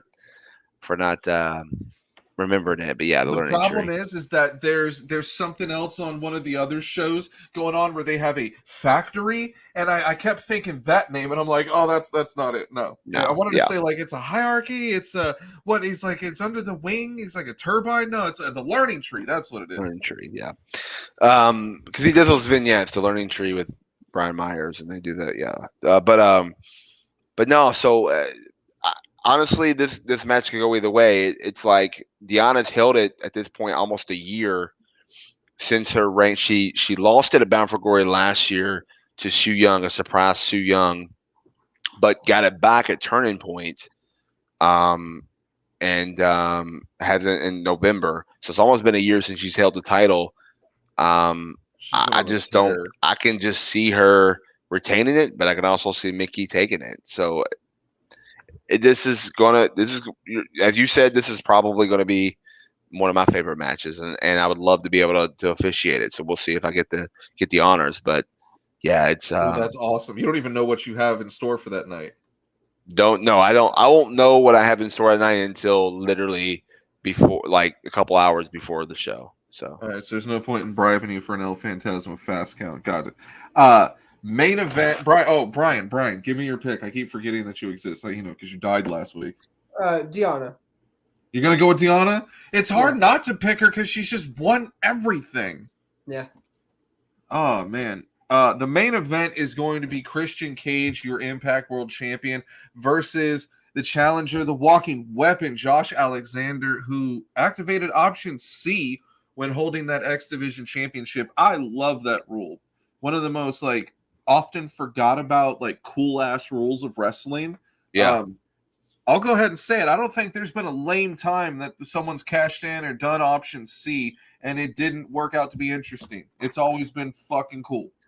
I've liked it. Yep. This match has me particularly excited. I followed Josh Alexander for a while. I thought the North was a good tag team. At first, Ethan Page really annoyed the shit out of me. But I like Ethan Page, all ego, cool dude. He left, hasn't done a whole lot, hasn't held any championships. Josh Alexander went from the North straight into the X Division, grabbed that title. He took it off Ace Austin, I believe. Yep. Never let it go, and had just relinquished it for option C. He's a beast. And looking at this match, you have Christian Cage, multi-time Impact World Champ, kind of a blast from the past. Josh Alexander's the future. Is this going to be the legend Christian Cage keeping the belt, or is Impact moving in a different direction? This is the age of Alexander. Josh Alexander is the shit. I mean, don't let the headgear fool you. Dude gets down in the ring. So I'll say this, and jokingly aside, I if this was at OVW because no one's the main event, I would have the match. Because it's the main event at Impact, I will not be refereeing this match. This will definitely be a Brian Hebner match. So, but I'm still not gonna say who the winner is, but or who I think the winner is gonna be. But what I think is gonna happen is I think you're gonna get probably how Christian Cage's thing is outwork everybody.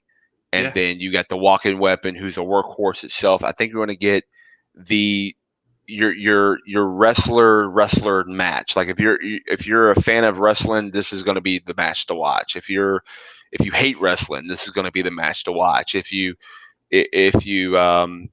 love storytelling, this is going to be the match to watch. If you love the Memphis old style, it's going to be like every little thing you can think of. If you love the hot flying stuff, this is going to be the match to watch. It's going to give you everything you need to have, because Christian Cage is probably one of the best to ever do it. He's literally in my top 5 greatest of all time, my favorite, or favorites of all time, I should say, at least.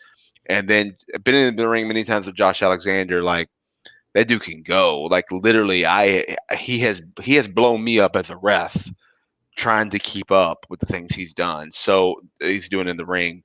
So I can only imagine again what he's going to bring to the table against Christian. I only wish. I'm happy he's in Vegas, but I only wish. I'm not Canadian at all, but both of these guys being Canadian, we're a Canadian company. I would love to be. If this would be awesome, if this is in Toronto or something, just with a Canadian crowd, because I think they deserve it. Honestly, but give it a year and put it in what is it, the Rogers Center or whatever's attached to the Sky Dome. Yeah. I mean, that's of course, who's to say that whoever wins doesn't get a rematch in Canada somewhere down the road. But all I'm saying is this is going to be the match to watch. Yes, the whole entire show is going to be awesome. I'm excited for a lot of different shows, different matches. We talked about the X Division, we talked about the Knockouts title, but this right here is going to give you. It's going to be worth the price of admission itself, the price of the pay-per-view. Literally, this match alone. I think we are going to see a passing of the torch a little bit. I think we are going to see Christian Cage take the loss here.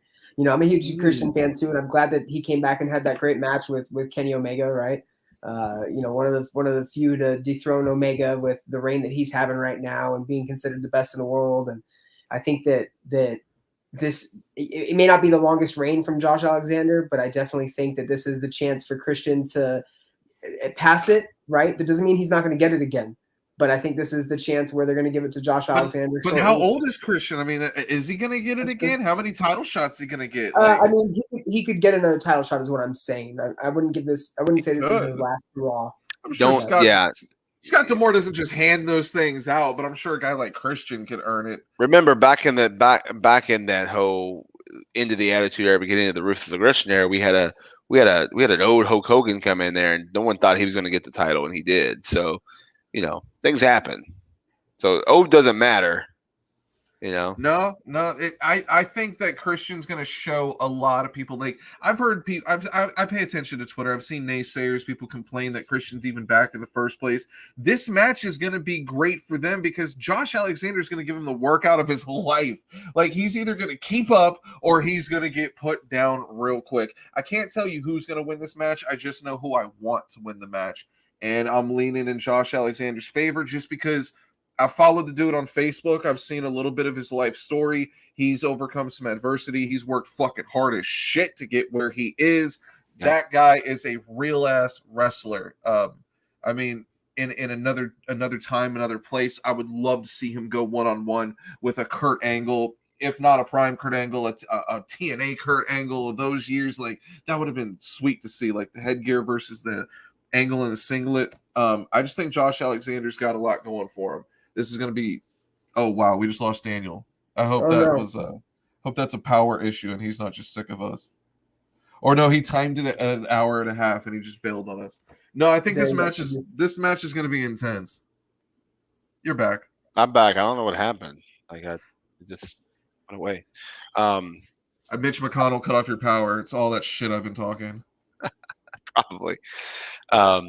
Yeah. So I'm excited. So it's October 23rd. It's got a 10 p.m. Eastern start time. The big night that night, it's a big wrestling night because at 8 o'clock, you got AEW's Live Dynamite. And then pretty much roll right into Bound for Glory at 10 p.m. Eastern time, which is your UFC normal time slot, right? And UFC, yeah. So, and it's cool being in Vegas. So like we're there, it's 7 o'clock. So it's not bad if you can get tickets. I think are still available. Not many, but they're still available for Bound for Glory at ImpactWrestling.com, and just go there. And then of course you can also get a package. That bitch is sold out unless they unleash some new tickets. I think there's a couple available because I think there's a special where you can get all three. You get the 2 dates of TV afterwards. Ooh. So we're filming TV. Sam's Town, right? Sam's Town, yeah. Yeah. I'm pretty sure there's just a couple more. Like if there's any left, it's like maybe 10. So get on it. Daniel's scalping them out front. So look for the guy in the striped shirt. No, I won't gonna do that. No, that'll get you fired. I ain't gonna do that at all. I need to check this Bound for Glory out. Y'all have been to Sam's Town a few times, so I need to get out to Vegas. That seems like a good place. A lot closer than Windsor and a lot closer than Nashville. So go with that. Nashville was real close for me, so Vegas is a little further away. What's a lot? What? A lot cheaper to fly to too. Vegas flights are. Really cheap. I'm sure. Yeah, I'm sure that's the case for sure. Now we'll be back there again in November. They've announced November's TV tapings is going to be there, as well as the Turning Point is going to be live on Saturday night. So we're going to tape it and show it later. We're going to do it live right there, like almost like a pay-per-view. It's just going to be on Impact Plus. So that's another perk about coming into Sam's Town in November and going to those TV tapings in that weekend. So right before Thanksgiving. I'm looking forward to this shit. Impact, Bound for Glory, it's on pay-per-view, so everyone needs to get on that pay-per-view shit. Dude, eventually all this shit's going to be on that Impact Plus, and that's just going to be on and popping, but... Yeah, it'll be... I mean, it definitely goes on the Impact Plus like a couple months later, but in the Impact Insider, the new Insider through YouTube, it's like $4.99 a month, I think, it's like 99 cents is one of them, and then $4.99 gives you like everything. Yeah, it airs like that a month later. But to see it live, go to pay-per-view or Fight TV, and that's the way you want to see it anyways, because everybody's going to be talking about it. The biggest night of the show, and what we've experienced at Impact for since Slammiversary, basically. In Slammiversary last year, even you never know who in the world of professional wrestling is going to show up with the Forbidden Door, with free agents out there. You never know who's going to show up. And the last TV tapings, Christopher Daniels showed up. We didn't know that. Who expected that? I didn't even know the Forbidden Door was still open. I mean, I thought maybe it's cracked a little bit, but then you bring out Christopher Daniels. We have Christopher Daniels, and Christian is the Impact World Champ. I mean, it is 2007 again, folks. It is dope as shit. I'm loving telling it. you never know who's going to show up. Frankie Kazarian was there a couple the loops before that. That's right. You've The had Elite Killer. you've had so many different people show up, and people from New Japan, Spin Juice, NWA. You never, Kojima. Finjuice, Kojima. Again, you never El know Phantasmo's there now.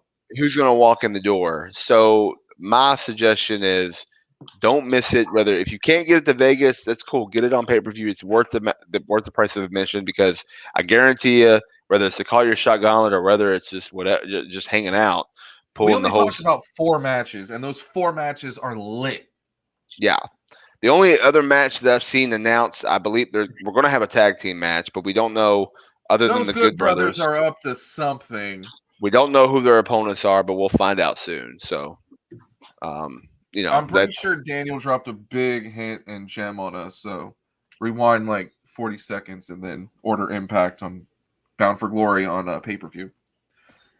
So what can we promote for you? Ringside Podcast. We see you in the ring on Impact and OVW. If I want to book you, like, do you do bar mitzvahs?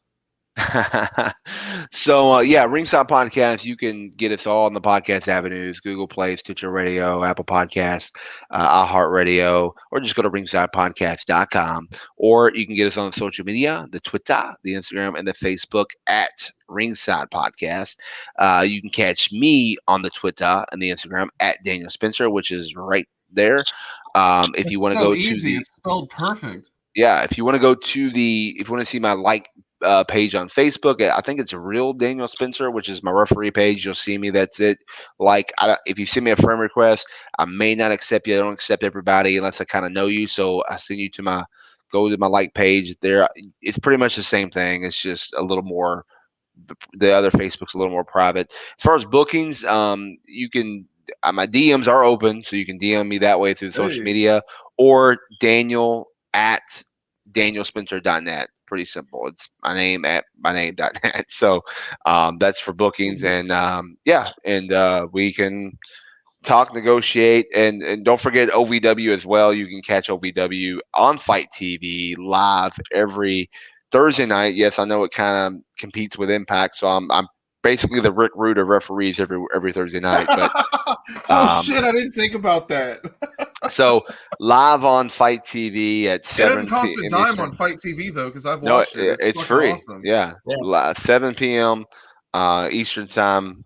2 hours of TV there, and then also you can go on Access TV, check out Impact Wrestling before the Impact at 7 p.m. Eastern time, and then it goes right into Impact on Access TV, which is from 8 to 10. And then sometimes you might have specials where it goes, I think sometimes you might see the 60 specials they do, Impact in 60, where different people that airs after that. But here's what I do, because I'm at OVW on Thursday nights. I have Impact Plus, which is $7.99 a month. You get all the specials and all the stuff. But then what happens is, like, if you don't have Access TV, because I don't, soon as Impact is over at 10 o'clock, commercial free is available right there on the Impact Plus, and you can watch the entire episode immediately as soon as it ends. If you have the new Impact Insider on the YouTube, which is $4.99, at the show starts at 8. At 8:30, you start watching. It's commercial free the entire time too, as well. So there's many different ways you can watch Impact. And like I said, OVW, which is free on Fight, you can watch it live. You can also turn around and just watch it. You can come over and watch it at my house. I get access.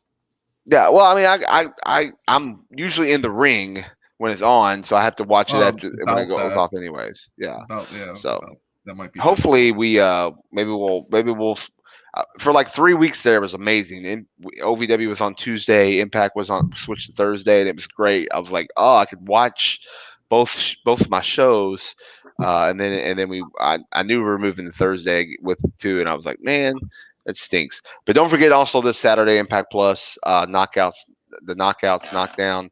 It's going to be amazing. You don't want to miss that. And then not only Bound for Glory on October 23rd, but then October 30th, OVW's Apocalypse Right now, only thing they've announced other than the Nightmare Cup is that's a hard ass name, Apocalypse. Like, yeah, that's not one of the original 4. right. And then you're gonna get the main event. Nick Dinsmore challenging the national heavyweight champion Jesse Goddard's a title match. Nick Dinsmore returns home, so that's price of admission right there. Which I think that pay per view is only like $15. So you might as well you might as well spend the money on that. To see Eugene whip the shit out of someone for a title. Totally. Yeah, exactly. Yeah, exactly. So yeah, man. So that's it. I appreciate you guys having me on, and we talked about everything. It seems like. I mean, I was expecting so much I more. wore my go over. I wore my Aerosmith shirt because I figured we were going to talk a little more like about my music. Aerosmith's my favorite band. No, we don't talk about Aerosmith. Sorry. Why's that? Look at this, asshole. Look at this. So I for a second there, for literally an hour and 40 minutes, I liked Brian. That's it. I don't like you no more. That's it. Oh, perfect. Perfect. I was waiting for this. I was waiting for this to end about an hour and 35 minutes ago. So, Brian, where can they find you? Brian on Instagram and Twitter. You can also find my podcast at the Common Chaos Podcast on Instagram and Twitter. And you can check out my new blogs that I have up over on commonchaos.net. That's right. I'm writing, motherfuckers, getting that degree. So let's get it. You can also find my Grindr account over at Butt Lovin' Bri Boy. Sorry I haven't been that responsive. It's not my favorite form of social media, but I'll get to you guys as soon as I can. You know, that's discriminatory if it's not your favorite. Yeah, you better get on that. All right, what about you, Matt? Let's go. What do we got? All right, you can find me at Scene Radio on Twitter because I didn't get banned on Twitter from that account. You can also find me at Musselwhite Matt. I'll probably give you like a sports opinion about how I'm so mad at Lewis Hamilton every other Sunday. But otherwise, check out all their sweet links on at Scene Radio. Then all these fucking links here. Oh, Jesus. At iHateTheScene on Instagram. That's where I make my real money. Not really. Twitter, you already got that. You can find us every Friday night. 8 p.m. Pacific, 11 on the Eastern, 10 p.m. if you're freaky, twitch.tv/iHateTheScene, facebook.com/iHateTheScene. The most important one, my children haven't ate in 3 weeks because you bastards won't subscribe in record numbers. youtube.com/c/iHateTheScene is the most important. You can find all these links and more on iHateTheScene.com, as well as the link tree I put up on Instagram. Brian already did because he has a fiance. You have a fiance as well. Brian's about to get married in a couple days, so his life is like super over. Yeah, so, yeah. All right, RIP to him. Yeah. Yeah, I've been there, done that, and I'm about to do it again, so it's all good. Oh no! I remember if you catch it, give me since you've been through it before, give me a do and a don't. Oh wow. The do is when whatever she says goes. And the don't is you're always you are yes. Don't ever say you're right because you're not. You're wrong. And it's 100%. Always be ready with a sorry, no matter what. No! Just we've taught a lot. You learned about reffing, wrestling, thumbtacks. We still don't know if thumbtacks are magnetic. We learned the name Brian Myers Stable, marriage advice. But and remember this: the key one. I've heard you heard this before. A happy wife is a happy life. 100%. Yeah. If there's an over/under on Brian's marriage, I'm taking the under. I like eating box, so I'm just hoping that it's the happy wife all the time. Hold up, we have a banner for that. Hold up, we have a banner. As long as you keep that up, I think you're going to be okay. Typically. Lord. And remember, folks, I got this butt loving Bri guy account I got to worry about though. So I set up that account for you. I'm not responding to the messages though. If you find any referees at a meet and greet, folks, remember you can feed the zebras. Just don't pet them. Until next time. Hey, do you know?